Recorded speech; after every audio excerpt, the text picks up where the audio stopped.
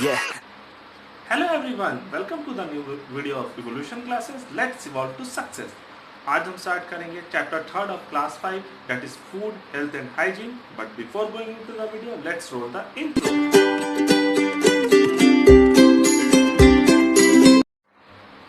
So before going into the video, I would like to say you that please like, share and subscribe the channel, and after subscribing don't forget to hit the bell icon so that you can get the latest notification of our channel.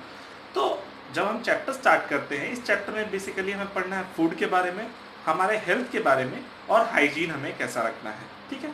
तो अगर आपने अपने parents को बोलते सुना होगा कि you should avoid junk food and unhealthy food, आपको जंक और अनहेल्दी फूड को अवॉइड करना है, मीन्स कम से कम खाना है या नहीं खाना है, और you should eat healthy food, grains, milk, ये सब करना है ताकि आप हेल्दी रह सके, ठीक है। एक बहुत पुरानी कहावत भी है, you are what you eat, आप वो है जो आप खाते हैं। इसका मतलब ये नहीं कि आप बर्गर खाते तो आप बर्गर हो गए, ठीक है।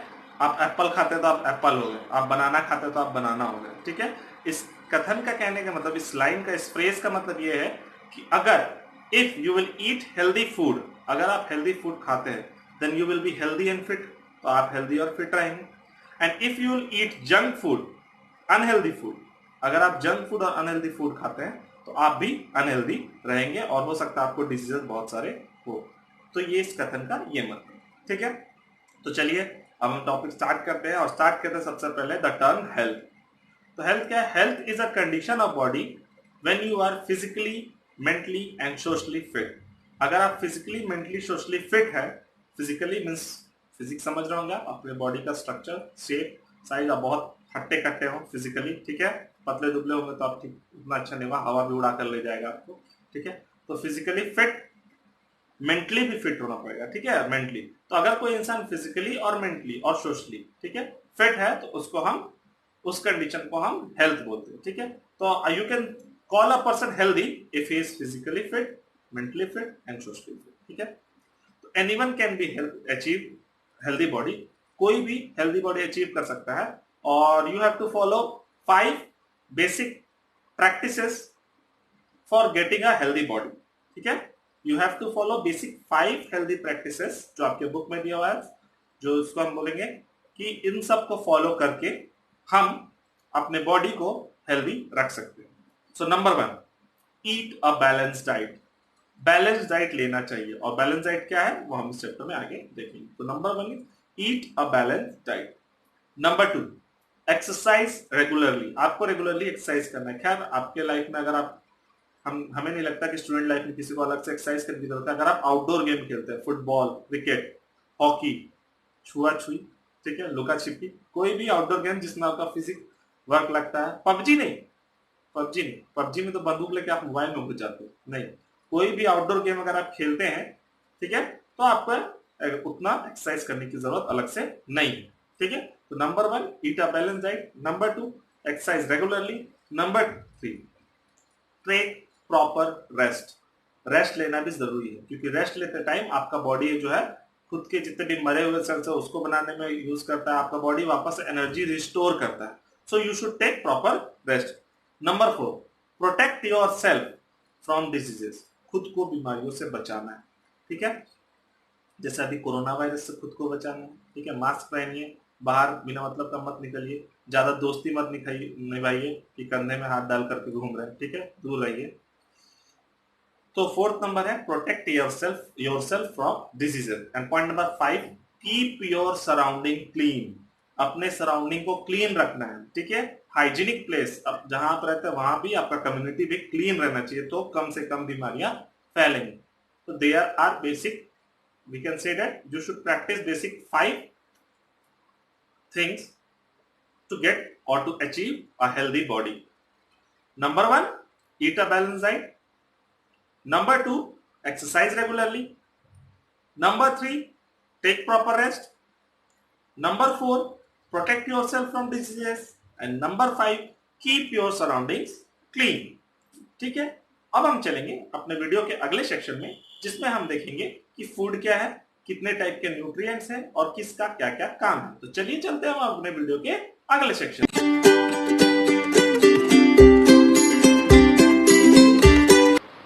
चलिए अब हम स्टार्ट करते हैं अपने वीडियो का अगला सेक्शन और इस चैप्टर का अगला टॉपिक जो कि है फूड। तो food is our basic need. Food हमारा एक बेसिक नीड है। We can't survive without our food. हम फूड के बिना सर्वाइव नहीं कर सकते, ठीक है। फूड में बेसिकली ऐसा होता क्या है, so food contain nutrients. Foods में बेसिकली होता क्या है, न्यूट्रिएंट्स होते हैं। तो न्यूट्रिएंट्स है क्या, तो न्यूट्रिएंट्स के बारे में देख लेते हैं। तो nutrients are the building materials of the body. Nutrients are the building materials of our body which provide energy for various activities. Nutrients क्या है, बिल्डिंग मटेरियल। हमारा बॉडी जो बना हुआ है वो किसी ना किसी तरह से न्यूट्रिएंट से बना हुआ है और ये हमारे बॉडी को एनर्जी भी देता है अलग अलग वर्क करने के लिए, दौड़ने के लिए, चलने के लिए, खाने के लिए, जो भी जहां भी एनर्जी लगेगा। और पढ़ने के लिए मैं जो बोल रहा हूँ उसमें जो एनर्जी लग रहा है, आप जो सुन रहे हैं उसमें भी ब्रेन को एनर्जी की जरूरत है, तो वो न्यूट्रिएंट से ही मिलते हैं। सुनना भी, सोचिए सुनने से भी आप थक सकते हैं, ठीक है, बोलते बोलते तो आदमी थकता ही। तो nutrients are the building materials of the body and provide energy for various activities, ठीक है। तो न्यूट्रिएंट्स है क्या, तो बेसिक जो न्यूट्रिएंट्स है वो बेसिक 7 न्यूट्रिएंट्स है, जिसमें 5 मेन इंपॉर्टेंट है, ठीक है। बाकी 2 उतना इंपॉर्टेंट नहीं है, ना ही आपको इस क्लास में पढ़ना है, वो आप क्लास 6 में ज्यादा डीप में पढ़ेंगे। तो स्टार्ट होता है, number 1 is carbohydrate, number 2 is fat, number 3 is proteins, number 4 is vitamins, number 5 minerals, ठीक है। और इसके अलावा जो बाकी 2 बचता है वो है रफेल्स और वाटर। तो आपको मेनली ये 5 के बारे में पढ़ना है, मिनरल्स तक, यानी कि carbohydrates, proteins, vitamins, minerals and fats, ये 5 के बारे में बेसिकली पढ़ना है। चलिए देख लेते हैं इसके बारे में। तो सबसे पहले है carbohydrates. So carbohydrates are the food that gives us energy. वो न्यूट्रिएंट, वो फूड जिससे हमें एनर्जी मिले, उसमें कार्बोहाइड्रेट है, या कार्बोहाइड्रेट से ही हमें एनर्जी मिलता है, ऐसा आप कह सकते हैं। Carbohydrates are energy giving foods. अगर आपको सोर्सेज जानना है कार्बोहाइड्रेट किससे मिलता है, तो बेस्ट सोर्स है राइस एंड पोटैटो, उसमें कार्बोहाइड्रेट पाया जाता है। और भी है, बेसिकली आप 2 लर्न रखेंगे तो अभी फिलहाल के लिए काम चल जाएगा आपका। सोर्सेज बहुत सारे हैं दुनिया में। बेसिक जो सबसे इंपॉर्टेंट सोर्सेज जो आपको डेली लाइफ में देखने को मिल जाता है कार्बोहाइड्रेट का, वो है राइस एंड पोटैटो। अब बात करते हैं फैट्स की। तो fats are also energy giving food. Actually इन दोनों फैट्स और कार्बोहाइड्रेट को कलेक्टिवली हम एनर्जी गिविंग फूड बोलते हैं। तो fat also gives us energy, but it gives us the amount of energy given by fat is more as compare to the amount of energy given by carbohydrates. Fats का जो energy का amount होता है ना, ठीक है, जैसे आप मान लीजिए कि आप 10 ग्राम फैट खा रहे हैं और 10 ग्राम कार्बोहाइड्रेट खा रहे हैं, तो उस 10 ग्राम कार्बोहाइड्रेट से जितना एनर्जी मिलेगा उसके कंपैरिजन में 10 ग्राम फैट से जब एनर्जी आपको मिलेगा तो वो ज्यादा मिलेगी। लेकिन नॉर्मल लाइफ में होता क्या है, आप जो नॉर्मली वर्क कर रहे हैं उसमें कार्बोहाइड्रेट ही यूज होता है। फैट तो स्टोर्ड एनर्जी आपके बॉडी में स्टोर हो जाता है। जब आप बहुत दिन तक, आपने देखा होगा कि फास्ट रखते हैं हमारे पेरेंट्स लोग, तो फास्ट के दौरान क्या होता है, वो लोग खाना नहीं खाते, तो उनके बॉडी को एनर्जी कहां से मिलता है, इसी फैट से एनर्जी मिलता है। तो fats also gives us energy, but the amount of energy given by fat is more as compare to the amount of energy given by carbohydrate. Fats and carbohydrate are collectively called energy giving foods। अब आप sources जानेंगे, अगर fat का sources क्या है, तो ghee, butter, vegetable oil, these are the sources of fats. अब चलते हैं प्रोटीन के बारे में। So protein are building materials of our body. Protein क्या है, बिल्डिंग मटेरियल, हमारे बॉडी का बिल्डिंग मटेरियल बनाता है, ठीक है। हमारा बॉडी जो बना हुआ है, हेयर बना हुआ है, ठीक है, और स्किन है, चोट लग जाता है, नया सेल आता है, सब कुछ प्रोटीन से बनता है। So protein are building body materials. They are also called body building foods. इनको हम बॉडी बिल्डिंग फूड्स भी बोलते हैं। जैसे फैट्स और कार्बोहाइड्रेट्स को हम क्या बोलते हैं, एनर्जी गिविंग फूड, वैसे ही प्रोटीन्स को हम बोलते हैं बॉडी बिल्डिंग फूड्स। अब पढ़ते हैं विटामिन्स और मिनरल्स के बारे में, ठीक है। तो विटामिन्स आर प्रोटेक्टिव फूड्स, ये हमें बीमारियों से बचाता है। बहुत सारे अलग अलग विटामिन हैं जो हमें अलग अलग बीमारियों से बचाते हैं, ठीक है। इनका इंपॉर्टेंट रोल यही है विटामिन का। These are protective food, they protect our body from various diseases. There are numbers of vitamins for which perform different functions. The sources of vitamins are green leafy vegetables, fruits. These are the we can say that these are the sources of vitamins. अब बात करते हैं minerals की। तो minerals are responsible for our healthy bones, healthy teeth and the formation of blood. ठीक है, mineral से हमारा ब्लड बनता है, बोन्स टीथ स्ट्रॉन्ग रहते हैं। ठीक है, मिनरल से अगर सोर्सेज जाना है तो fruits, green leafy vegetables, salts, ठीक है, इन सब में मिनरल्स मिलता है। वाइटामिन और मिनरल्स को एक साथ हम प्रोटेक्टिव फूड्स बोलते हैं। तो तीन कैटेगरी हुआ फूड्स का, एनर्जी गिविंग फूड जिसमें फैट और कार्बोहाइड्रेट्स आएगा, बॉडी बिल्डिंग फूड जिसमें प्रोटीन्स आएगा, और थर्ड वन जो हम कैटेगरी बनाए फूड्स का तो वो है प्रोटेक्टिव फूड जो कि हो जाएगा प्रोटीन्स एंड वाइटामिन। इन पांचों के अलावा रफेज एंड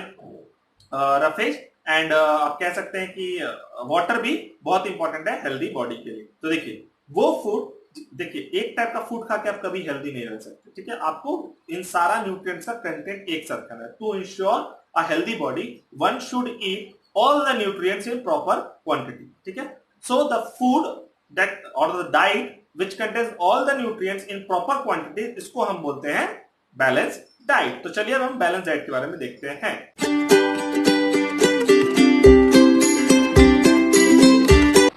तो चलिए देख लेते हैं बैलेंस डाइट क्या है। So diet that contains all the nutrients in proper quantities, it is called as balance diet. तो बैलेंस डाइट का चार्ट आपके बुक में दिया हुआ, आप जरूर देखेंगे। ठीक है, फिलहाल मैं उस चार्ट को दिखा दे रहा हूं। ठीक है, और है क्या वो डाइट जिसमें सारे न्यूट्रिएंट्स पाए जाते हैं। जैसे आप ऐसा खाना खा रहे हैं, ऐसा कलेक्टिव एक साथ बहुत सारे वेराइटीज ऑफ फूड लेते हैं, तो ऐसा वेराइटीज खाना ले रहे हैं जिसमें कार्बोहाइड्रेट भी है, प्रोटीन भी है, वाइटामिन भी है, मिनरल्स भी है, रफेज भी ले रहे हो, हम पानी तो पीते ही हैं। ठीक है, ये सब जब एक साथ कंटेन हो जाएगा किसी फूड में, हमारे डाइट में अगर हम रोज इन सब, तो हम बोलेंगे हम बैलेंस डाइट ले रहे हैं।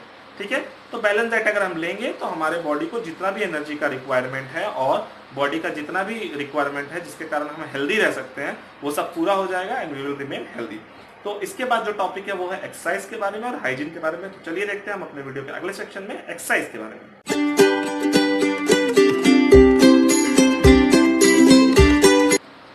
तो चलिए अब हम बात करते हैं एक्सरसाइज के बारे में। ठीक है, तो एक्सरसाइज के बहुत सारे हम कह सकते हैं पॉजिटिव इफेक्ट्स है बॉडी में। So the benefits of exercise are, number one, development of stronger muscles and bones. तो अगर आप रेगुलरली एक्सरसाइज कर रहे हैं तो आपका मसल्स और बोन जो है वो स्ट्रांगली डेवलप होगा। मतलब जब डेवलपमेंट होगा उसमें तो आपका बोन्स और जो मसल्स है वो स्ट्रांग बनेगा। ठीक है, that will makes your bone strong and that will make your muscle strong. So development of stronger muscles and bones, this is the very first benefit of doing exercise. Number two, improvement in blood circulation of the body. आपके body के अंदर जो blood circulation हो रहा है, ठीक है, blood आपके बॉडी के हर एक पार्ट तक जाता है, ऑक्सीजन लेकर के आपको एनर्जी प्रोवाइड करता है, तो आपके बॉडी का ब्लड सर्कुलेशन इंप्रूव हो जाएगा। Number three, toning up of body muscles and maintenance of body in a good shape. आपका बॉडी का मसल स्टोन होगा अगर आप एक्सरसाइज करें। आपने देखो बॉडी बिल्डर्स तो उनका बॉडी का शेप कितना अच्छा होता है और मसल्स कितना अच्छा टोन्ड अप होता है। ठीक है, तो अगर आप रेगुलरली एक्सरसाइज कर रहे हैं तो आपका बॉडी मसल स्टोन मतलब अच्छे शेप में आएगा और आपका बॉडी का पूरा शेप भी एक अच्छा शेप में रहेगा। ठीक है, तो आप number four, exercise also protect yourself from various heart diseases and disease like diabetes. आपके बॉडी को डायबिटीज से और हार्ट रिलेटेड जितना भी डिजीज है उससे बचाता है कौन? एक्सरसाइज। ठीक है, तो अगर आप एक्सरसाइज कर रहे हैं तो आपको चांसेस बहुत कम होता है। रेगुलर एक्सरसाइज की बात कर रहे हैं, ये नहीं कि सुबह एक दिन उठाया चलो एक्सरसाइज करना है, उस दिन पूरा 3 घंटा 4 घंटा एक्सरसाइज कर उसके बाद पड़ गया ऐसा कि फिर उठवे नहीं किया 3-4 हफ्ता तक। ठीक है, तो ऐसा नहीं, रेगुलर एक्सरसाइज करना है थोड़ा थोड़ा। ठीक है, so point number 4 is it prevent us from various heart diseases and diseases like diabetes. And point number 5, it improves our stamina. Stamina मतलब होता है काम करने की क्षमता, एक्सरसाइज करने की क्षमता, वर्क करने की क्षमता। आप कितने देर तक किसी चीज को कर सकते हैं, ज्यादा देर तक, उसको बोलते हैं स्टैमिना। तो ये आपका स्टैमिना भी इंप्रूव करता है। ठीक है, so these are the basic 5 main important benefits of doing exercise. Number 1, the development of stronger muscles and bones. Number 2, it improves the circulation of blood inside the body. Number 3, toning up of body muscles and maintenance of body in a good shape.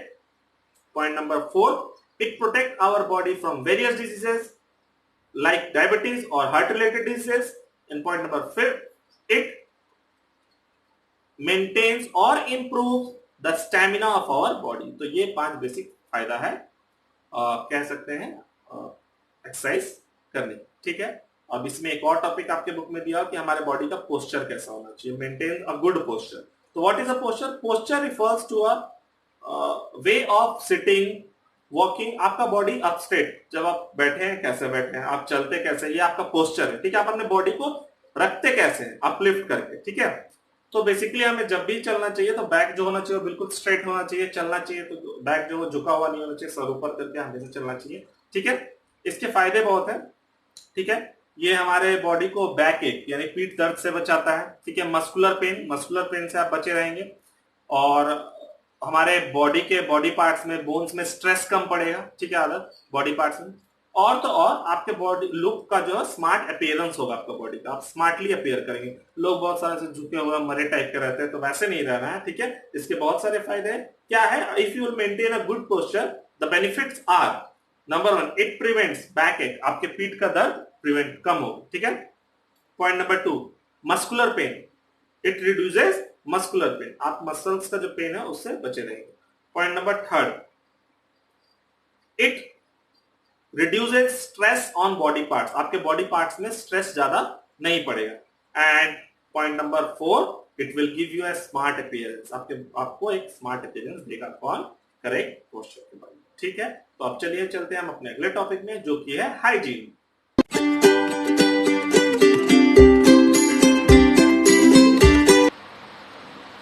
तो चलिए अब हम देखते हैं hygiene के बारे में।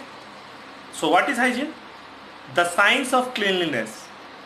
Cleanliness, साफ सफाई का जो साइंस है उसको हम हाइजीन बोलते हैं। नाउ क्या मेन रोल है हाइजीन का? तो हम कह सकते हैं it aims to prevent us from diseases and to maintain a healthy life. What is the main aim of hygiene? It aims to prevent us from diseases and to maintain a healthy life. तो collectively हम क्या बोल सकते हैं?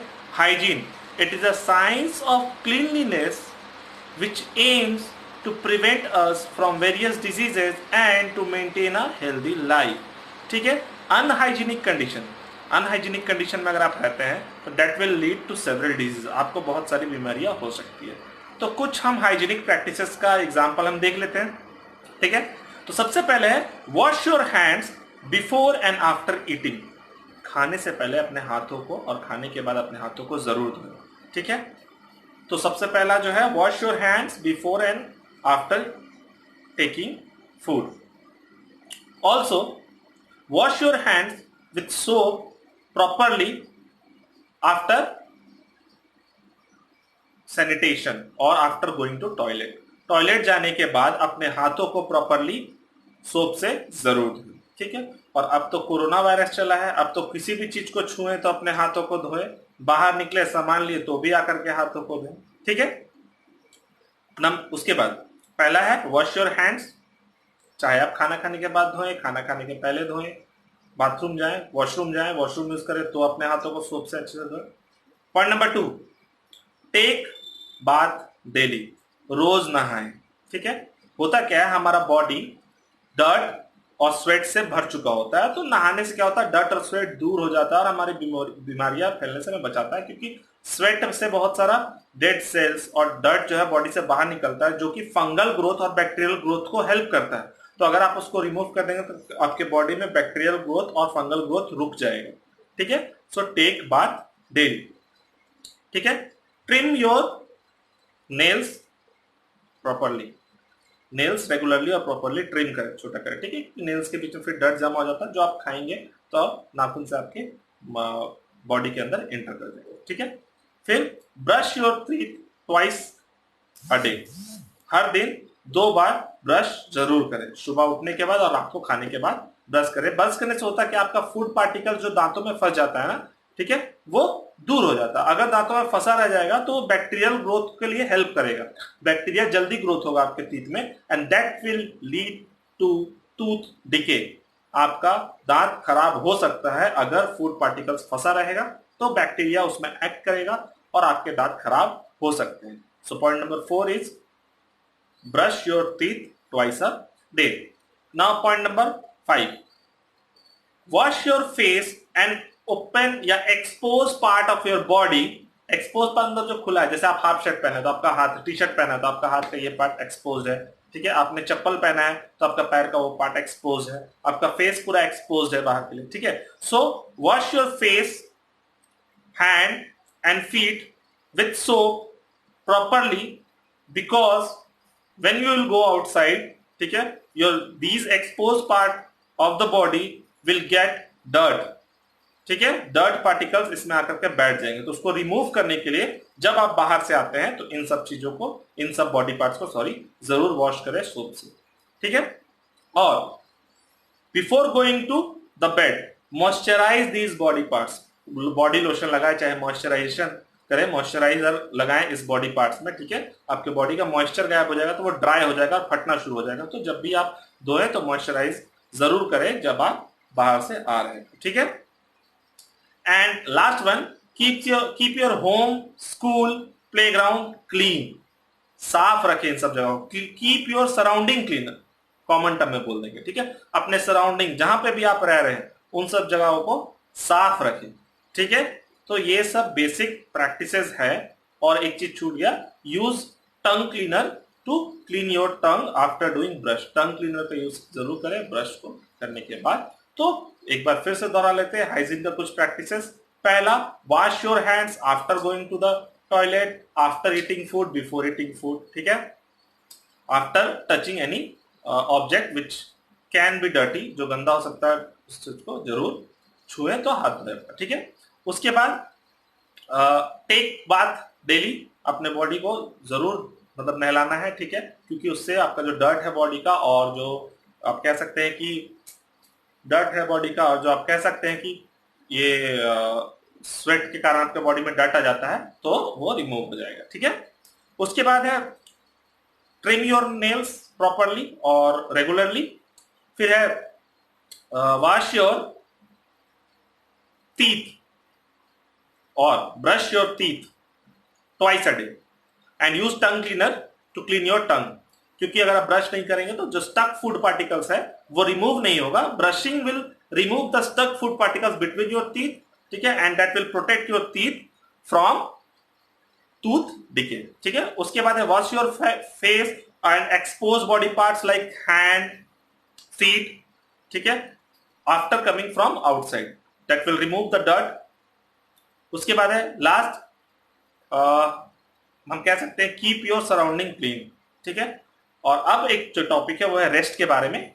हमने exercise तो देख लिया, रेस्ट क्यों जरूरी है उसके बारे में देख लेते हैं। तो rest restores our vigour and energy, हमारे बॉडी के विगर यानी काम करने की क्षमता और एनर्जी को बचाता है रेस्ट, ठीक है। और व्हेन यू स्लीप, जब आप सोते हैं, your body gets time to repair the worn out cell and tissue. When you sleep, the body gets time to repair the worn out cells and tissues. आपके body का worn out मतलब खराब हो चुका सेल्स और tissue को time मिल जाता है रिपेयर करने का, ठीक है। Also, when you sleep, your body gets time to grow. आपके बॉडी को ग्रो करने का टाइम मिल जाएगा। तो बेसिक 3 फंक्शन है। Proper rest provide restores your vigor and energy.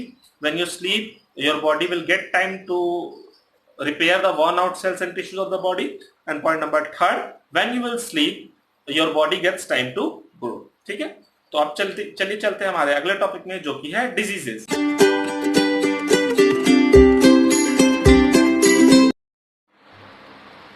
तो चलिए अब हम चलते हैं हमारे वीडियो के अगले सेक्शन में, जो कि आखिरी सेक्शन भी है, यानी कि डिजीज। तो disease is a condition of abnormal functioning of our body part or a whole body. जब हमारा कोई बॉडी पार्ट ठीक से ना काम कर रहा हो, एबनॉर्मल फंक्शनिंग शो कर रहा हो, या पूरा का पूरा बॉडी ठीक से ना काम कर रहा हो, उसको हम बोलते हैं डिजीज। तो डिजीज जो है that can be cause due to improper body function. अगर आपका कोई बॉडी फंक्शन ठीक से काम नहीं कर रहा है तो आपको डिजीज हो सकता है, या फिर किसी न्यूट्रिएंट्स या आप बोल सकते हैं विटामिन्स और मिनरल्स, या किसी खाने में हमारे किसी चीज की कमी के कारण भी हमें डिजीज हो सकता है। जैसे गोइटर जो है, गोइटर जिसमें स्वोलन नेक हो जाता है, वो आयोडीन डिफिशिएंसी के कारण होता है। अगर आप फूड में आयोडीन नहीं ले रहे हैं, नमक, देश का नमक नहीं खा रहे हैं, टाटा नमक जिसमें आयोडीन बहुत ज्यादा पाया जाता है, तो आपको बीमारियां हो सकती है। और वो जो उस टाइम जो बीमारी होगा उसमें गोइटर सबसे ज्यादा हो सकता है।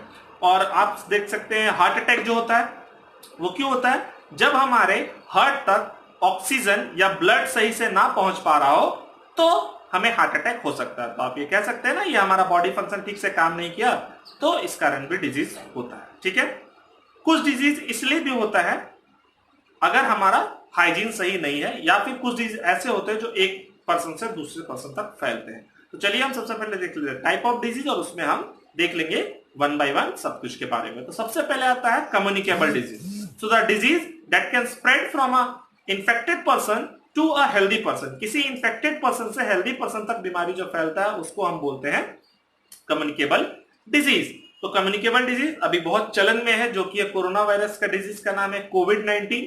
ठीक है, वो डिजीज मैंने कोविड-19 पे एक वीडियो भी बनाया है। अगर आपने वो वीडियो नहीं देखा है तो मैंने लिंक डिस्क्रिप्शन में दे दिया है, आप जा करके वो वीडियो जरूर देखें स्टूडेंट्स। ठीक है, आपको बहुत सारी जानकारियां जानने को मिलेंगी। तो जो डिजीज किसी इन्फेक्टेड पर्सन से हेल्दी पर्सन तक फैले, ठीक है, उसको हम बोलते हैं इन्फेक्शियस या कम्युनिकेबल डिजीज। कम्युनिकेबल यानी कि कम्युनिकेट कर रहा है, एक पर्सन से दूसरे पर्सन तक जा रहा है। ठीक है, जैसे कि आपने कोविड-19 बताया, फिर आप देख सकते हैं चिकन पॉक्स, कॉमन कोल्ड सर्दी, ये बहुत ज्यादा फैलता है, चिकन पॉक्स फैलता है, स्वाइन फ्लू, तो ये सब बहुत सारी ऐसी बीमारियां हैं। Generally communicable disease are cause due to germs. Germs जो छोटे मोटे कीड़े हैं जो हमें खुली आंखों से दिखाई नहीं देते, वो मेन कारण होता है कम्युनिकेबल डिजीज का। ठीक है, अब अगर आपको प्रिवेंट करना है कम्युनिकेबल डिजीज से, तो आपको ये इंश्योर करना होगा कि आपका hygiene, ensure proper and good hygiene in the aspect of food, water and surrounding।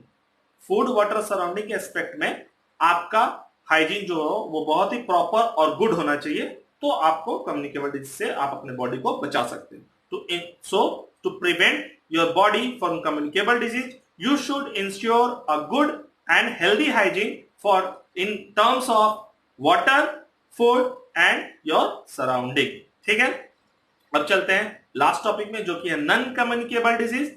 मतलब the disease that can not be spread by any means, किसी भी तरीके से ना फैले, उसको हम नॉन कम्युनिकेबल डिजीज बोलते हैं।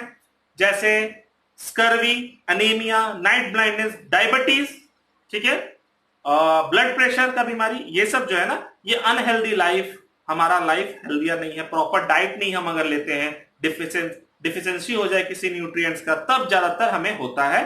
तो most of the disease, non communicable disease are caused due to deficiency of one or more nutrient. आपके खाने में एक या एक से ज्यादा न्यूट्रिएंट्स की कमी के कारण आपको ज्यादातर डिफिशियंसी डिजीज या नॉन कम्युनिकेबल डिजीज होता है, इसलिए इसको हम डिफिशियंसी डिजीज भी बोलते हैं।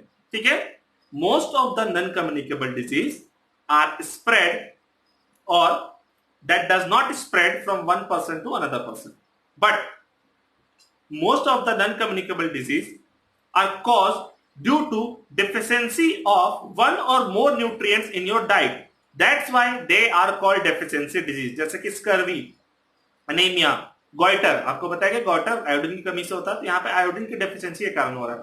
स्कर्वी, एनीमिया, रिकेट्स, ये सब जो बीमारी है वो किसी न किसी विटामिन के कारण, किसी न किसी मिनरल के कारण, मतलब कमी के कारण होता है, तो इसको हम डेफिशिएंसी डिजीज बोलते हैं। अब देखिए, डेफिशिएंसी डिजीज होने का एक कारण तो मैंने आपको बता दिया, ठीक है, इम्प्रॉपर डाइट हो, आपका बैलेंस डाइट ना हो, और दूसरा बर्थ के साथ ही बहुत सारी बीमारियां प्रेजेंट होती हैं। ठीक है, so non communicable disease can be cause due to improper diet और they may be present at birth, birth के समय भी प्रेजेंट हो सकता है। ठीक है, तो डिजीज दो टाइप का है, communicable and non communicable. Communicable disease is a disease that can spread from an infected person to a healthy person through means of water, air, पानी के थ्रू पहले, एयर के थ्रू पहले, तो सराउंडिंग्स में गंदगी उसके थ्रू पहले, तो उसको हम कम्युनिकेबल डिजीज बोलते हैं। जिसका एग्जांपल है अभी जो कोविड-19 चल रहा है, ठीक है, कोरोना वायरस का जो बीमारी है, कॉमन कोल्ड, फिर फ्लू हो गया, फिर चिकन पॉक्स, ये सब जो बीमारी है ये कम्युनिकेबल डिजीज के कैटेगरी में आता है। Communicable disease is basically cause due to germs. अगर आपको खुद को बचाना है कम्युनिकेबल डिजीज से, तो आपका हाइजीन, वाटर को लेके, फूड को लेके, आपके सराउंडिंग को लेके एकदम हेल्दी होना चाहिए, एकदम परफेक्ट और गुड होना चाहिए। ठीक है, फिर ये नॉन कम्युनिकेबल डिजीज जो स्प्रेड नहीं होता है, इन्फेक्टेड पर्सन से हेल्दी पर्सन तक स्प्रेड नहीं होता है। अगर आप प्रॉपर डाइट ले रहे हैं तो आपको नहीं होगा। ठीक है, प्रॉपर डाइट ले रहे हैं तो नहीं होगा। दो ही कारण है, नॉन कम्युनिकेबल डिजीज होने का, या तो आपका डाइट प्रॉपर नहीं है तो आपको डेफिशिएंसी डिजीज हो जाएगा, या बहुत सारी बीमारियां जन्म के साथ ही होती है, ठीक है, जिसके बारे में आप हायर क्लासेस में पढ़ेंगे। तो ये चैप्टर यहाँ पे कंप्लीट होता है। आज के लिए इतना ही। जाने से पहले मैं आपसे कह दूं कि प्लीज लाइक करें, शेयर करें, सब्सक्राइब करें चैनल को दोस्तों, प्लीज सब्सक्राइब करें और हमारे चैनल को 1000 सब्सक्राइबर्स तक पहुंचाने में हेल्प करें, ताकि उसके बाद में डायरेक्टली लाइव आकर के, मोबाइल से लाइव आने के लिए उसका एक थ्रेशोल्ड है कि आपके पास 1000 सब्सक्राइबर्स कम से कम होने चाहिए। तो अपना प्यार बनाए रखें और यूं ही कमेंट करते रहें और चैनल को सब्सक्राइब करें, और अगर हमें कुछ इंप्रूव करना है तो कमेंट में जरूर बताएं कि हमें इंप्रूव कहाँ करना चाहिए। Till then, good bye, thank you.